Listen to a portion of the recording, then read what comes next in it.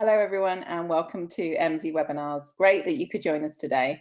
Really interesting subject, about AE and how it's affecting the marketplace, employers, etc. We have with us today Lightcast Executive VP of Global Operations, Andy Derman, and Duncan Brown, who is our VP of Global Innovation. If you have any questions during the course of this webinar, please put them in the control panel and we will get back to those at the end of the presentation if we have time.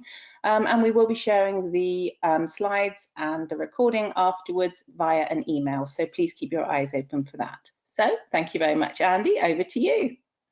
Thank you, Debbie, and we will forgive you the first MZ faux pas because you caught the second one, so well done. But welcome everyone to Lightcast webinars. Thank you, Debbie, for hosting us again today, and I'm excited once again to have Duncan joining me in this webinar. So today we're going to remind you, if you're new to Lightcast, who we are before we dive into our interesting topic. So Lightcast, and as Debbie alluded to, a recent name change from our MZ Burning Glass days, but the mission is still the same key thing for us, which is really about helping to take away the guesswork about the labour market. And we want to really shine a light on what's happening in the labour market so that you and your colleagues and the communities that you serve can make more informed, data-driven decisions as they relate to the labour market, whether that's relating to education planning, career choices, economic development and regional economic investment, or even employment and recruitment as well. The key is anything to do with the world of work, we want to shine a light on through gathering together data and insights and sharing those in consumable ways with you guys so you can get on and do the best that you can with the information that we provide. And a little bit about that. So just a bit of a reminder that when we talk about labour market information, we're often referring to three different components of data and insight that we can glean. So we'll refer to structural labour market data. That's data that's derived from official government statistics that really help us understand what the building blocks are of local economies and how those are changing over time. So really understanding the stock of the labour market. And then we turn to big data, namely in job postings and professional profiles, to then really help us illuminate a greater granularity and more of a real-time view of what employers are seeking through their hiring activity via job postings, and also what individual skill sets and work profiles look like that help to illuminate the supply of labour as well in our local areas. So those key data points are critical to helping us understand what's happening in the labour market, and we'll come on shortly to start to talk about some of the applications of that, particularly as we look at the artificial intelligence end of the labour market. And it's one thing having the data, it's another thing being able to actually interact and utilize that information. So whilst we focus a lot of effort on building the best and most complete data globally on the labour market, we also have a range of services and solutions that allow us to deploy that so that not only can we get these great insights, but we can share those with you guys so that you can start to make decisions relating to the work that you do. So we have a range of software products that are all about online, on-demand access to that data, APIs and Snowflake for data integration and publication, and also our applied research and consulting services that allow you to benefit from the expertise we have internally to solve specific challenges that you are facing. So that's the sales pitch over and done with, but welcome to the webinar and thank you for joining us today. For long-term viewers, you'll have realized the last few months Duncan and I have been speaking mostly on the levelling up agenda here in the UK, and thinking about how labour market data can be supportive of understanding challenges and opportunities and driving real change in the labour market. Now, of course, until such time as we might have a new government or a new prime minister, the leveling up agenda will continue, and there's plenty of work to be done, and we will revisit this from time to time as we go forward. But we thought it was time for us to change our focus a little bit and think about some of the detail that sits beneath the leveling up agenda, but actually more generally in our labour market. So we're excited to pivot a little now to be talking about artificial intelligence in the labour market. And so today's activity is really just giving you a bit of a sneak peek as to some exciting research that we'll be sharing with you after the summer. And we've been partnering with our good friends at Infograte, who are global leading data visualization organization based here in the UK, but we work with right across the globe in helping to take some of the data that we have and really kind of visualize it in really creative ways. So we're working collaboratively, easy for me to say, with Infograte to help us kind of share and showcase some of the insights we're gleaning. So today is a bit of a sneak peek, a few highlights to kind of whet your appetite, get you thinking over the summer. And then in September, we will actually be releasing the research itself, and our September webinar will be very much focusing in on the report itself, some of the key findings, and really think about what it's telling us and what does it mean for the work of educators, of economic developers, and how employers might be considering their hiring and skills needs as well. So a little bit of a sneak peek as we go through. And so I'm going to invite Duncan. Hello, Duncan. How are you? I invite Duncan to join us and to kind of set the scene a little bit. So the report is all about AI diffusion. And so I certainly had two questions when I heard about this. One was, how do we look for and find AI in the labour market? And then the other one was, what do you mean by diffusion, you economist people? So Duncan's going to share with us a little bit about those two things before we dive into some of the key findings. So Duncan, where do we find and how do we find AI? Absolutely. So I should say that this has been a very much easier webinar to prepare for than normally, because this work has been led by our corporate economics team and not by me. So and I should say that to make sure that only any credit I have is reflected rather than direct. But I have read the draft report, and so I do know enough about it to answer those very insightful questions that you've just asked. So the first one is, how do we see AI in the labour market? Well, it won't come as a great surprise to those used to listening to us ramble on that a lot of this comes down to our Lightcast skills library. So that library has, I think it's around 33,000 skill items in there overall. And so what we've done is we've used the skills categories: artificial intelligence, neural networks, autonomous driving, natural language processing, machine learning, robotics, and visual image recognition. I've said them all, even though they're on the screen.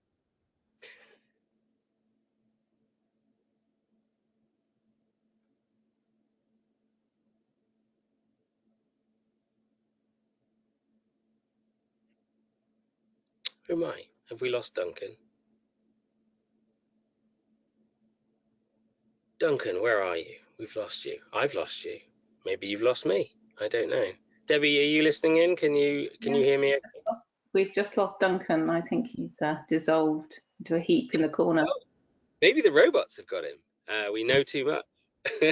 Okay, well, I will try and carry on then with this while we try and get him back. So sorry about that, folks. But yes, AI looking at the skills that employers are seeking, particularly against those skill points that that Duncan was taking us through, and you can see on the slides there. And I'm reliably informed, because I was asking Duncan this question just this morning around diffusion.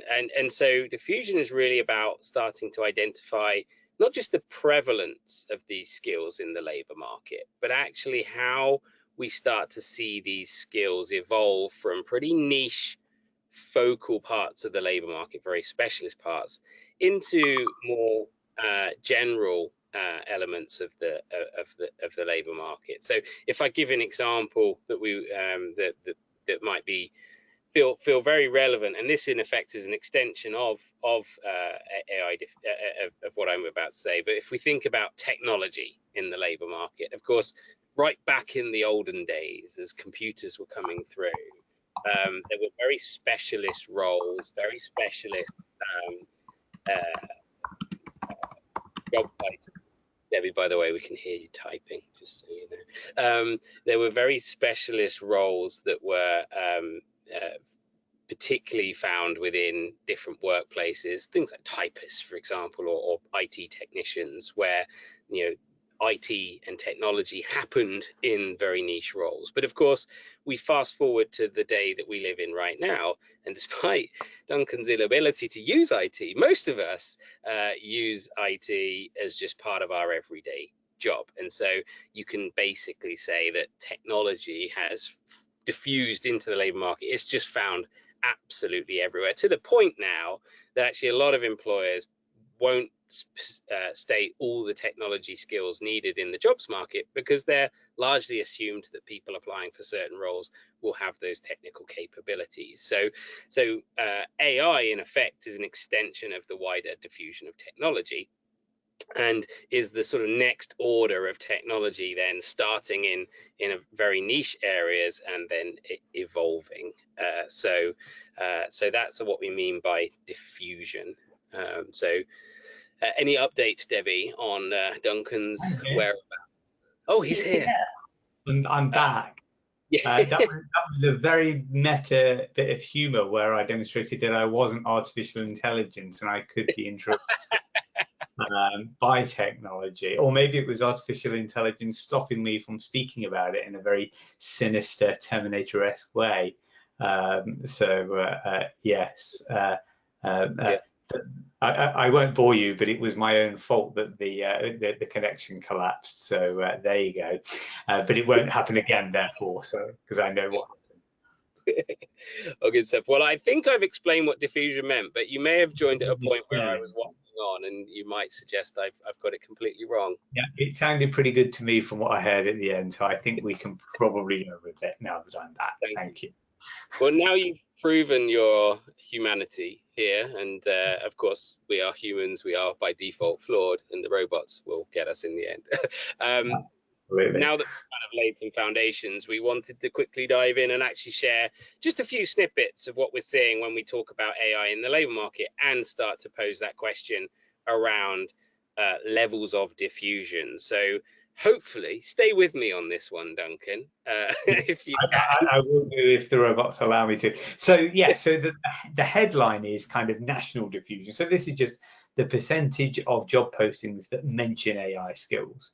And what you see here is that, unsurprisingly, that's grown from a little over 0.25% to more than 1% now. But yeah, we are pretty much the best of the rest. So you'll see that we're kind of at a similar path, a bit ahead of Germany, France, Italy, and Spain. But Sweden has leapt ahead, and Sweden is kind of in the space where the US is. And the US, as in most digital technologies, is the leader here. And so 1.6% of job postings in the US, and nearly 1.8% now, are mentioning AI skills. And so it's a really significantly larger part of demand than it is here in the UK.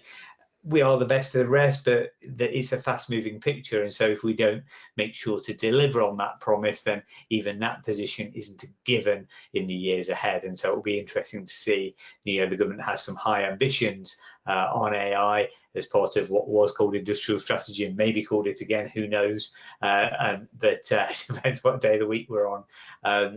And so AI, we have strengths in it, obviously, as we'll go on to see. Some of our industry strengths like finance are beginning to really absorb it, but it'll be interesting to see how it goes.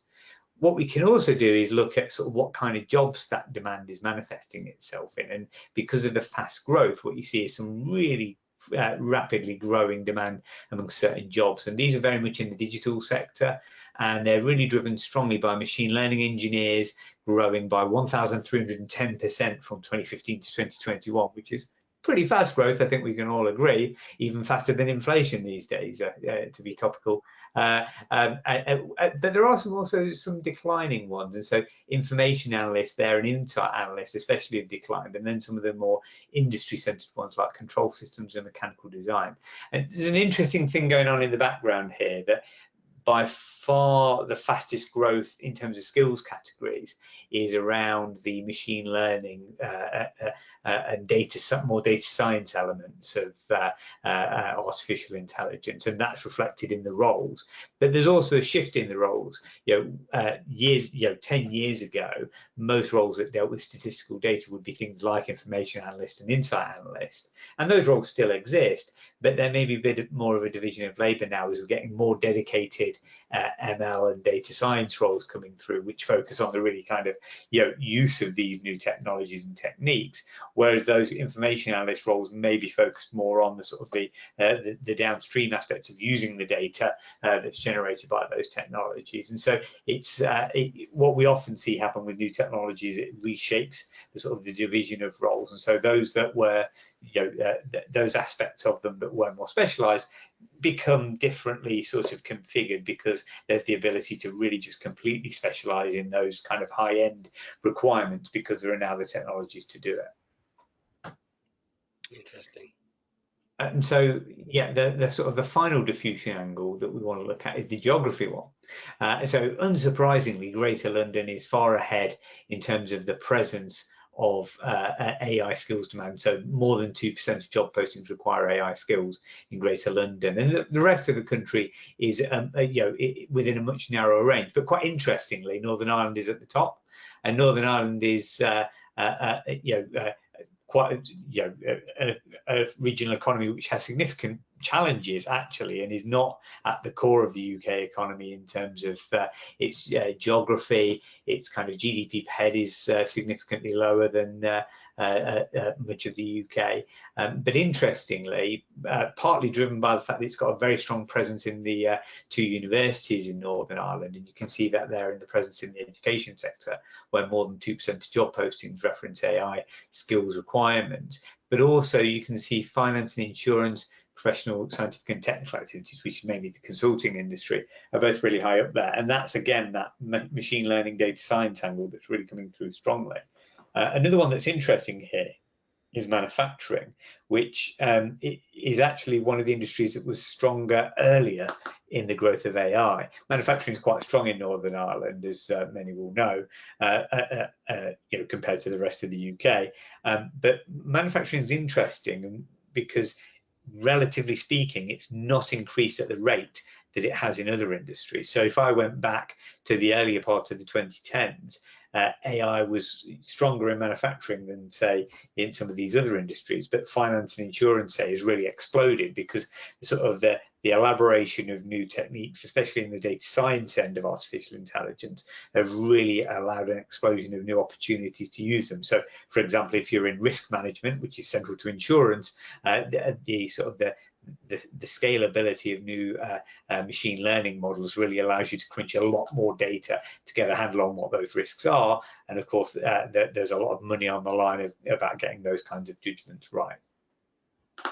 So geography, I personally always find very interesting, Duncan, as you know. And so we saw, in fact, I'll rerun that graphic so we can go back to the beginning here, and we saw obviously Greater London showing that relative strength.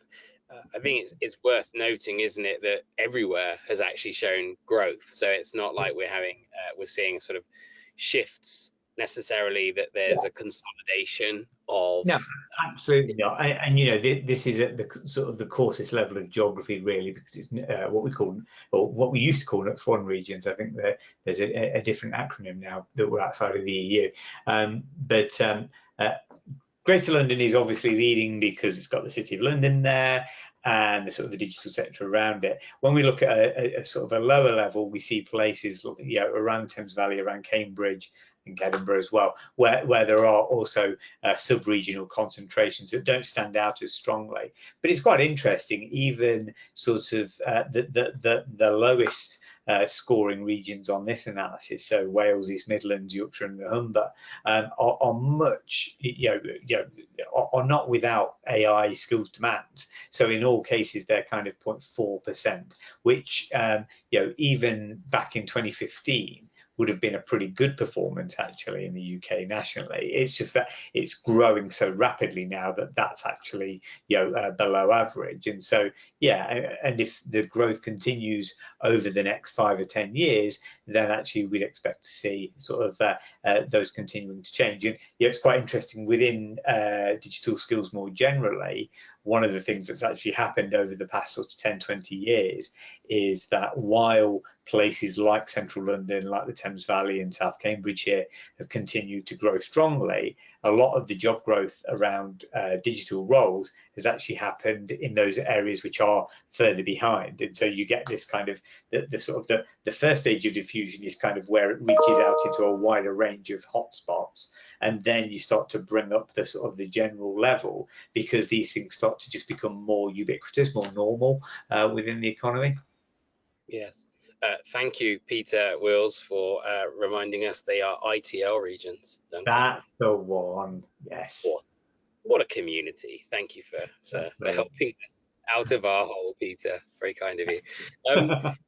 You were referencing kind of orders of diffusion, and so I have a question at this juncture, which is really kind of in my waffling of describing what diffusion means. Of course, presumably it's a sort of a bit of a scale. Things start to evolve and develop, and you described, maybe you get these sort of very specific niche clusters, and then these skills become more ubiquitous. So just looking at the data and some of the early data, and obviously more coming when we released the report, we saw the US leading the way in terms of sort of share of postings.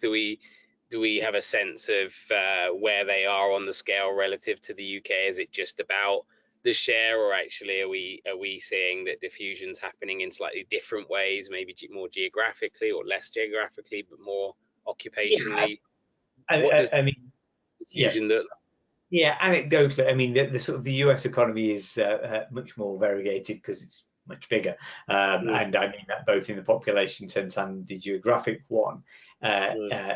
And so we know, for example, that the growth around things like machine learning takes on quite different forms in a place like Washington compared to New York or California, because in California it's tied up with the Silicon Valley tech sector, whereas in New York it would be much closer to London with the finance sector and so on. So you sort of do see these differences there. My understanding is that the diffusion at this stage is similar. I think what will be interesting over the years from now is and we talked a bit about this when we talked about green jobs last year, I guess it was, that the diffusion of technologies within labour market demands takes several stages, and the one of the most interesting ones is when it starts to just seep into jobs that aren't really about that technology. So when we talk about green jobs, you get the greenification of otherwise normal jobs, but those things start to creep in. And you can imagine most of us use software in our professional lives to most of those of us on the call now, certainly, and a lot of us across the economy. And a lot of the job demands that we see now are on the production side of AI. And so, things like ML engineers and data engineers, DevOps engineers, and so on, they're about building those technologies. And of course, at the moment, those AI technologies are being used in ways that do affect us, but in a very distant way. And of course, what may well happen is that some of them will start to seep into other people's working lives. And so, the ability to bring tools into non-AI professionals because they become a bit more kind of usable, that might be something that happens in years to come, and that would be a really interesting dimension of diffusion. But for now, we're in that stage where it's kind of filling out the main categories. It's because it's becoming available, the cost of using AI, because computation power is a lot more abundant, because the methods and the technologies have been built out. They're kind of spreading out into different industries like finance, which have got a huge amount to gain, obviously are at the cutting edge of that. The professional, scientific and technical sector, because that's consultancies, and so they can pick up those technologies and offer them to businesses who are their customers in lots of different spaces. And so we're in that kind of area now. Geographically, you see that spread, so it's kind of strongest in those areas where digital technology is strongest. But as Northern Ireland shows, it's not wholly confined to that. It can start to kind of make the leap. And so, yeah, we'll always see the sort of the early adopters kind of ploughing ahead. But what's kind of starting to happen now with that filling out behind, and then, as I say, it may well be in years to come that we start to see a further spread sort of away from sort of dedicated production roles and into people who are more using them and so on. And that's kind of one of the interesting things when we look at the labour market in terms of technology diffusion. And we've only had access to this kind of data over the past decade, and so being able to see these things in real time is particularly valuable. Yeah, very interesting. And from what we discussed about the green agenda is starting to see the greenification of roles. I wonder if, you know, real kind of true diffusion where this thing can really spread is when those sorts of non-specialist roles start picking up aspects. So whilst we can see here on the graphic, and we saw geographically, there's certainly a spread around the UK. And we can start to see now a range of industries, not just, you know, the IT realm, but we are seeing diffusion across industries, although clearly there's still growth potential in other realms. More, as you say, the sort of service end of things might take a little longer to get there. But actually, when we looked at the emerging occupations, it's still very niche roles that you will find within financial insurance activities or education or information and communication, for example. So there's still specialist roles that are serving others and preparing others, but the kind of the true potential for AI is perhaps, you know, realized when it starts to serve multiple roles, as I described, you know, when we were defining diffusion around technology, and the fact that we're all now using technology irrespective of the roles that we're undertaking. Given that a good chunk of our audience are either in education or aligned to the education and skills agenda, do you have, and this might be an unfair question, apologies, given that we haven't dived into the wealth of data that this research is creating, but do you have a sense of what education might be harnessing and leveraging from an AI perspective? Is that at the teaching end, or is it more than that? Well, of course, some of it will be that they are looking for people to teach about AI and to research about AI. So I would imagine, certainly in Northern Ireland, where the two universities both have a sort of a role on that side, I would imagine that's it. More generally, I mean, you know, education is a kind of a knowledge-intensive service industry, and so there's potentially a lot to gain from AI technologies there as well, I guess, as well. But I would be entering even further into realms of speculation than I have been already, so I probably better stop there. But my guess is in Northern Ireland, it will just reflect teaching and research strengths in the university sector that they are hiring for those skills.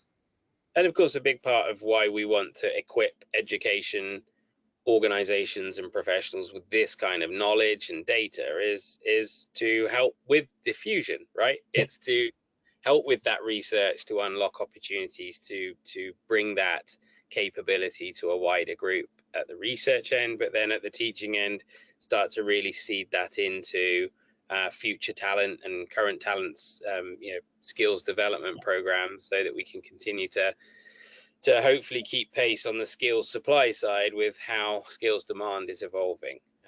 So I mean, this is the role that we always aspire for universities to have, to sort of take the kind of the cutting edge of research and sort of diffuse it through their teaching and their research collaborations, so that it reaches kind of the workforce and the business sector as well. And so, and you know, a lot of AI does require, you know, and has required so far, really kind of in-depth research and development, which a lot of universities have taken an active role in, and so we'd hope to continue to see that.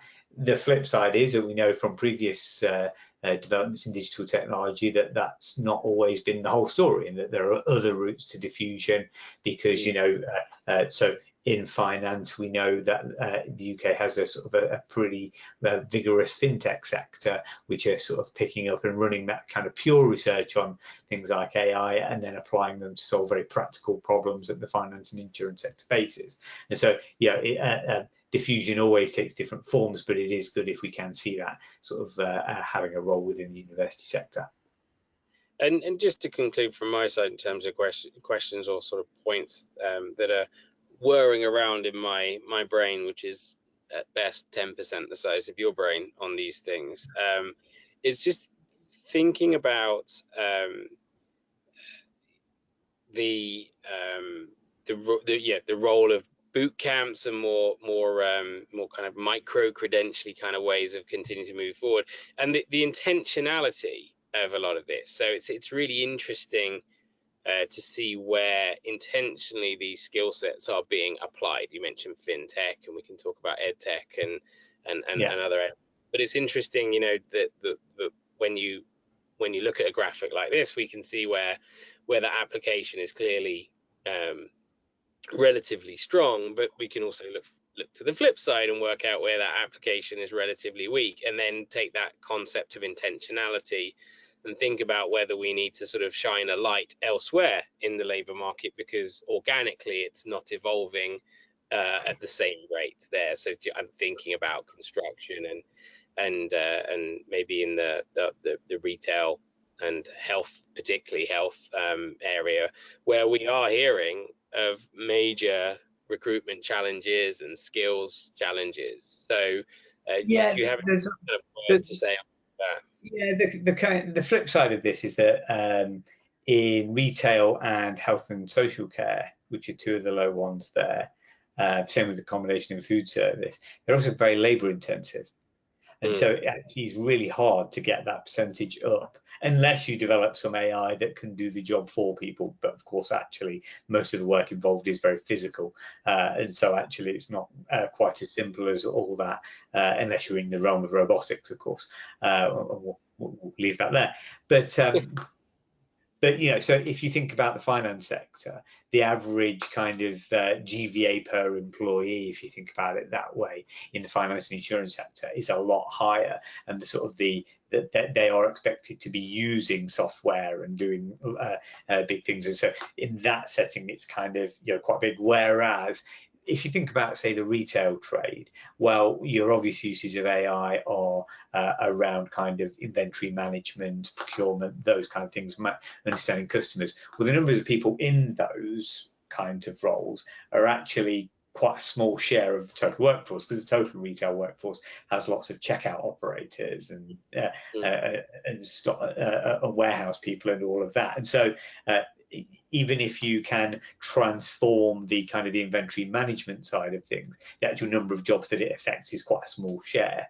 And so, yeah, that's kind of, I mean, you can theorize about possibilities of, like, Amazon has its kind of proof of concept shop in Seattle. I think there's one in London now where you can pick up things and it will kind of just sort of bill you as you walk out without going through a checkout, which sounds like an awful bit of kind of social awkwardness, because I just think that they'd accuse me of shoplifting if I walked out.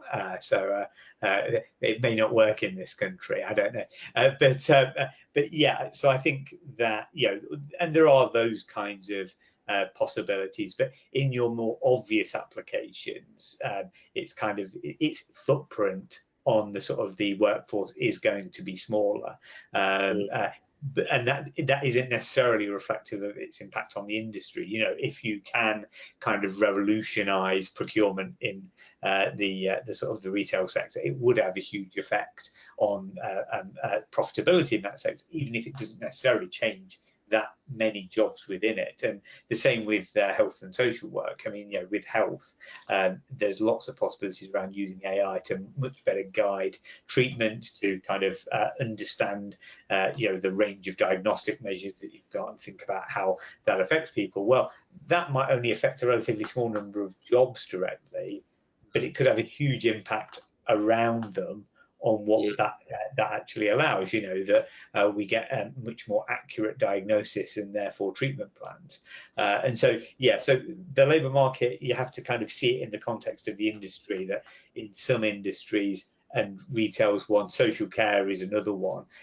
There are just lots of bodies doing lots of things, and they're not necessarily going to be immediately changed or directly changed by the technology. The change might be concentrated on a few people and more subtly affect how work is done.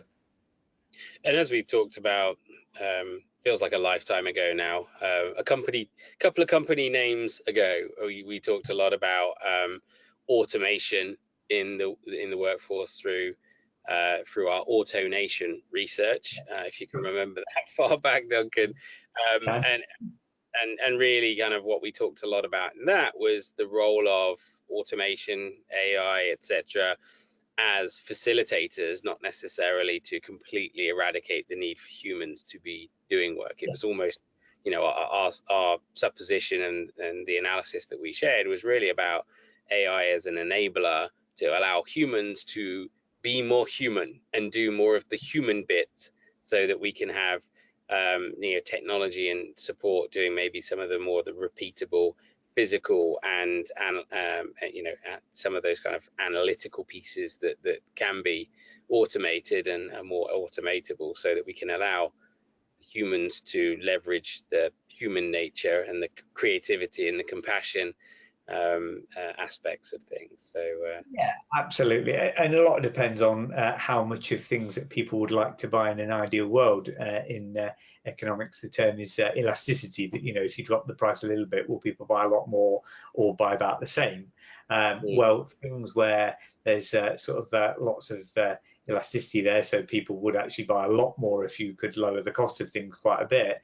Actually, it can be that sort of greater technology will encourage people to buy more of it, because actually it's kind of, it gives one employee much greater leverage. And so I could imagine that there are certain applications in the finance industry that do this, whereas there are others where actually, you know, and it's kind of, if you think about sort of getting food on the shelves in supermarkets, well, we probably only need so much food in our supermarkets, and so actually there is a limit as to you know, if we could automate certain functions in there, then actually we probably would replace them. So it's kind of a varied mix, and even when there is a replacing aspect, that's not necessarily a bad thing, because it can lead to a different division of labour. So yeah, it's a much more interesting conversation to have than the robots are all taking their jobs, when, as we found earlier, they're more interested in turning off my internet connection.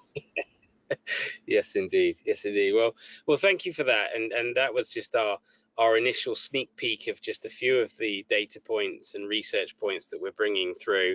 And as I mentioned, there's a lot more coming after the summer break. So we will be publishing a very detailed report where we'll be diving into a lot more of these activity, you know, research points and questions. And then I mentioned our good friends at Infograte, and you'll have seen they've produced those infographic and moving infographics, which are really interesting, and we'll be throwing those out onto social media for sure, so that you can have a look at those. They're actually working with us to build a bit of a microsite to allow you to dive into the data and start to explore some of that data that we're pulling out from the report. So hopefully, if you're getting lots of questions going in your mind, you might be able to follow some of those trails through the data, and we're very excited for the work that they're doing there. And we will reconvene, Duncan, hopefully, assuming the robots haven't completely taken over you. We will reconvene in September. We'll finalize the date fairly soon. We haven't got that sorted yet, for a webinar to dive through just so you know more of the detail and the interesting points emerging, and we'll help you navigate the report, the microsite as well. But as ever, if this has sparked some interesting ideas or thoughts, or you'd like to start to dive into this kind of data, of course, if you already are accessing our data through tools like Analyst, then you will have recognized some of those skills groupings and the types of skills. You can start to dive in and have a look at those key skills parameters, and start to explore what's happening in your area. And of course, if you haven't got that, then feel free to reach out. We'd love to tell you more about how you can get access to that kind of information and a whole lot more. We've talked about green, we've talked about wider technology. The joy of the work and the data that we're pulling together is to really illuminate all facets of the labour market, so that you can dive into these key topics independently, but also think more broadly about what's happening in your labour market there. So do please head to the website, click on the contact us button, and we will come back to you, and we're delighted to tell you more and hear a bit more about your what you're working on and thinking about. So that's it for this session. Thank you very much. Just having a little look. See, I don't think we've got many questions coming out, so hopefully that's because you're just eagerly anticipating the full report in the summer and saving all your clever questions for then. So Duncan and I have to come back very fresh and ready for that one, which we're excited about. So we will be, as I say, publishing the date fairly soon. In the meantime, just a little later this week, in a couple of days' time, we will be, our good friend Will Cookson and colleague Will Cookson will be leading a session with another great friend of ours, Nikki from Naturally Talented Me, and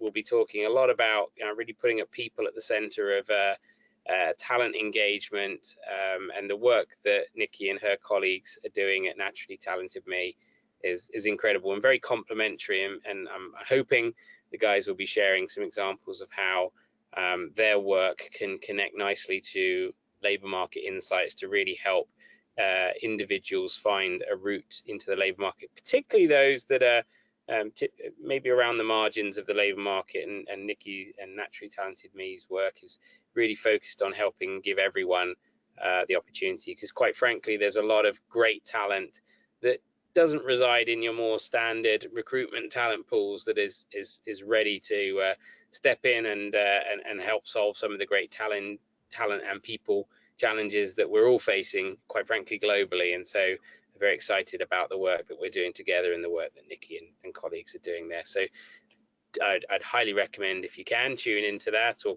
grab a recording of that session, because I think that would be very interesting and really thinks about the how do we reach more people and connect them with the opportunities to help them thrive, but also to help employers thrive as they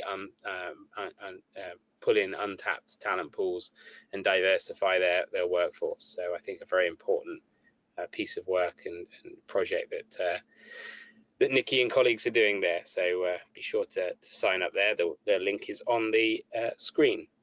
So I think, Debbie, this is our chance, first of all, for me to thank Duncan for coming back again, because I think this conversation would be very boring if I'd been asking questions and there weren't any clever answers coming back. And those clever answers certainly weren't going to come from me. So thank you, Duncan, for coming back there. And then, Debbie, it doesn't look like we've got any major questions to run through. So I think at this point, I'm going to wish everyone a fantastic summer. We won't be running a webinar through August. We are taking some much needed time off, and hopefully you guys are as well. And we'll circulate dates and details, joining instructions for the September webinar. And of course, we'll be circulating the report as well. So keep an eye out for that. But otherwise, I'm going to say thank you and goodbye. And I'm going to hand back to you, Debbie, to close us down. It's great. Thank you so much for joining us, everybody, and keep your eyes open for those emails. Happy summer. Bye.